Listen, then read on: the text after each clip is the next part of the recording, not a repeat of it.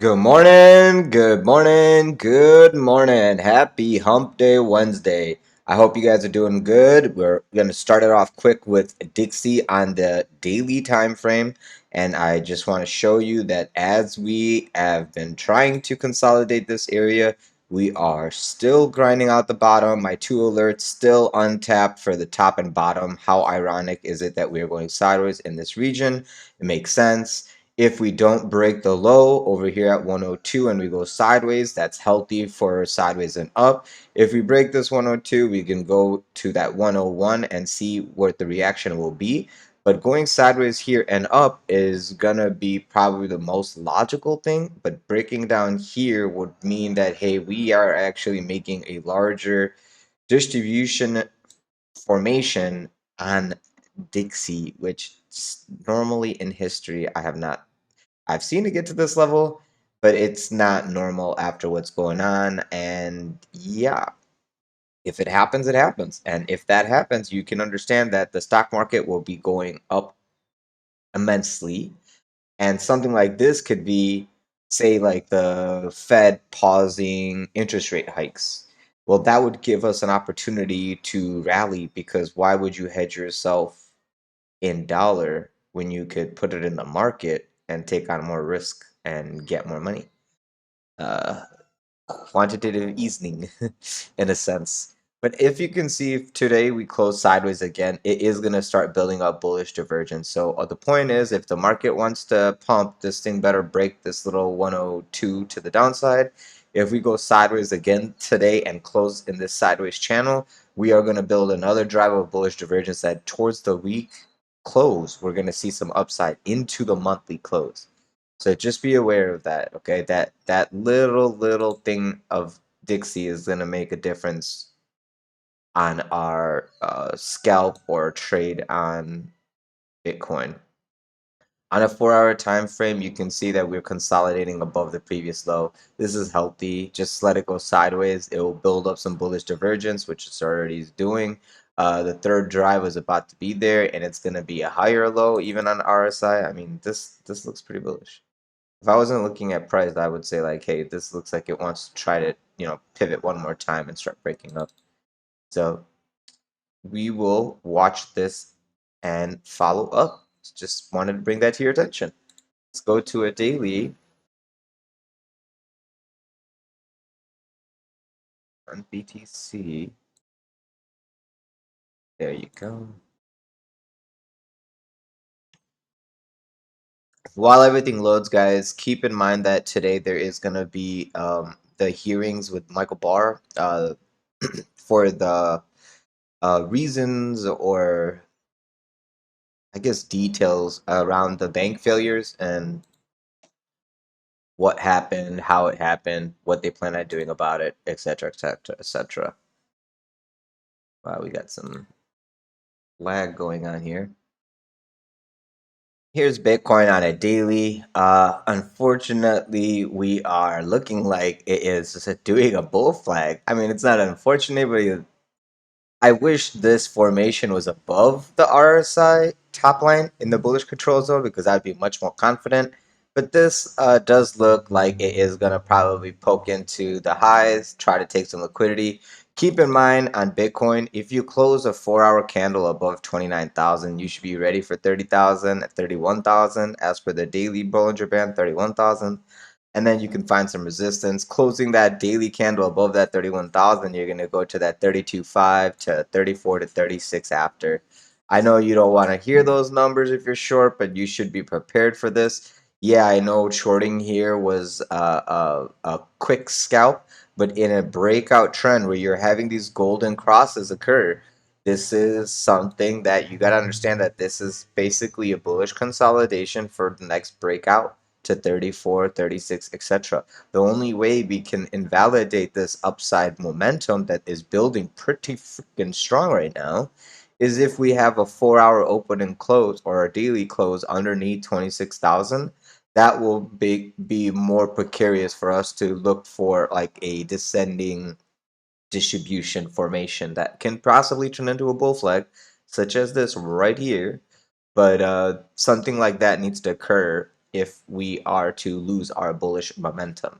Right now, we're so healthy that you can't really be too bearish unless we start closing like, your warning sign is closing 4-hour candles underneath 27,000, something like that.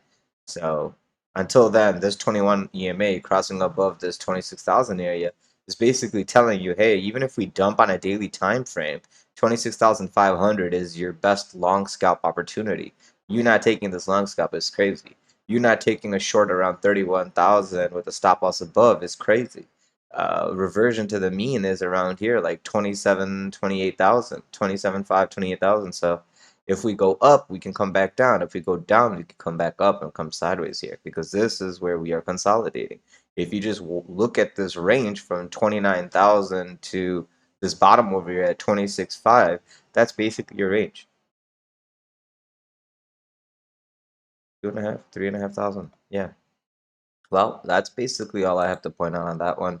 Let's go to a 4-hour time frame and we'll get on ETH. 4-hour time frame closes in about 18 minutes. If you close above 28,361, you better hold on to your hats because more than likely that means that the new candle is going to open and look for a new high. Please be ready. This is not showing you downside yet. If you get a 4-hour open and close under 27,500, you could be looking for that downside sweep to maybe like 25,300. But right now, everything looks nice and dandy for some sideways and up. Even if it comes back down, I'm not going to panic until we lose 27,500 on a 4-hour open and close, which is also a long scalp opportunity for you to take profit around 29. That's freaking $2,000 almost in profit if you take that scalp. And this is on a 4-hour time frame, so this is very, very doable today. We're at 28.3, closing above 29,000. Remember, I told you the target will be like around 30,000 first. So just, a $1,000 pop is nothing on Bitcoin, guys. Just be ready, man. That's all I want to say. I'm not going to get too preachy. I ain't your daddy. Okay, let's go now to ETH on a daily time frame. Hey, shout out to Jason. Jason's alive, guys. He's back in the group, posting all his trades, killing it. Good job, Jason. I'm glad you're okay. Now we just need to make sure Miter's not flying in air. Here is ETH on the on the daily time frame. Good joke, Jamie. That made me laugh yesterday. I was drinking coffee and I spit up some coffee. Good stuff. ETH is doing exactly the same thing as Bitcoin, consolidating between the two levels. Like I'm telling you, this is what it does when it wants to squeeze people for that break to the upside. So don't get bearish right here. This is a very, very bullish consolidation where it wants to basically charge up all the shorts that are trying to short over here. If they're not quick about taking the profit and using stop, they're going to just be fuel for that quick move. Ooh, let's not show all of that.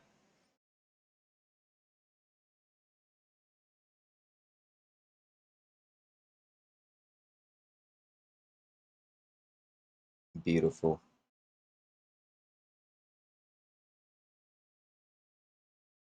Okay, ignore you saw that. I don't want to be making you biased. Um, for ETH, closing under 1750 is the warning side. 1750 is the fib level 786 of this consolidation. Closing above this level, I was doing the chart on my phone in the morning. The target is like 26,000 or 2,600. Do we have an EMA there? I think this one is going to be like 2,300. 2,300 is the top of the channel, though. Here, let me just zoom this out a little bit and see if we got that 26, 27. Interesting. So the fib target, the one-to-one extension was at around 2,700, meaning that after we claim above 1,750 and you get that daily close, the next daily close is going to trek towards that 2,700. This level of 2300 that you see on this pink line is just the trend line of the channel. If you drew in a channel here, this would be the top of the trend line from these highs basically.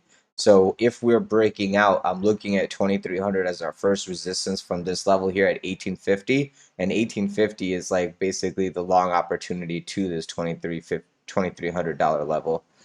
Once we get to that $2,300 level, yeah, I can see us having a little bit of resistance there. But going from there, I'm looking at the next level as 2,700 as per the 1.618 extension. Sorry about the lag and all this. I have no idea what's going on today, but I'm gonna just save us some pain and frustration and end the video. I'll go to the 4-hour time frame, and while this all loads, I'll give you guys the rigmarole. Closing above 1850 on a 4-hour open and close gives you warning of 2,000 and 2,300 to come, and then 2,700 after that. Closing a 4-hour candle underneath 1740 gives you the risk of going to the downside and testing it like 1,700, and then if you just go $100 down every $100 down, you're gonna see the support basically.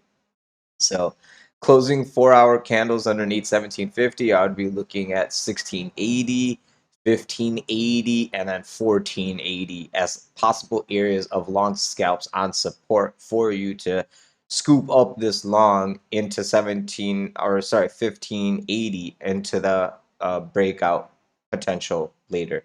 So it's what I'm saying is, even if we close 4-hour candles underneath 1750, I'm okay for us to go dip into 1580 and DCA into a long. Any under that, I get a little iffy because I don't want us to go all the way to 1450, because then 1580 could become our possible dead cat bounce rejection area, and then we'll go deeper. So just keep that in mind moving forward. The second you get that 4-hour open and close above 1850, just get ready to butter up. And that's all I got for you guys today. I hope everyone's going to trade carefully and safe. Keep in mind, we got a lot of hearings coming out. Those hearings, if they say anything stupid, it is going to hurt the market. And if they say anything like, yeah, we have to consider hiking interest rates moving forward, blah, blah, blah, any kind of pause of that kind of policy, you're going to see some crazy upside. And when the guy is talking for the oversight committee, I'll be watching Dixie, because Dixie will probably telecast whatever the heck the world is thinking over any other asset I'll be able to watch to track its progress. So feel free to watch Dixie with me on the Discord server. I'll be there if you are interested. The link to the Discord server is in the link of this description of this video. The link of the Discord server is in the description of this video below, alongside all the other affiliate services that I use and recommend myself. And if you use them, it helps the channel grow, so thank you. Aside from that, if you could leave me a like, subscribe, press the bell button for notifications, I would greatly appreciate it. If you know anyone else who likes to trade, feel free to recommend our videos to them. I would greatly appreciate it. It helps me grow, keeps me around longer. April 6th will be our 1-year anniversary of the channel, guys. Thank you so much for 1 year of basically making this dream a reality. I greatly appreciate it. Keep in mind that April is around the corner. If anyone is interested in joining the membership for the Discord server, where we trade a little bit more riskier with scalps, but we are pretty damn profitable, so feel free to join us there. The link to the Discord server, once again, is in the description of this video below. And if you guys have any other questions or concerns, leave it in the comment section below alongside any other assets you want me to go over, and I will get it in the next video. Thank you so much for your guys' time. Be safe today, and I'll talk to you guys soon. And I'm excited for this month to close in a positive note, and right now everything is looking pretty good. So talk to you guys soon. Have a great day.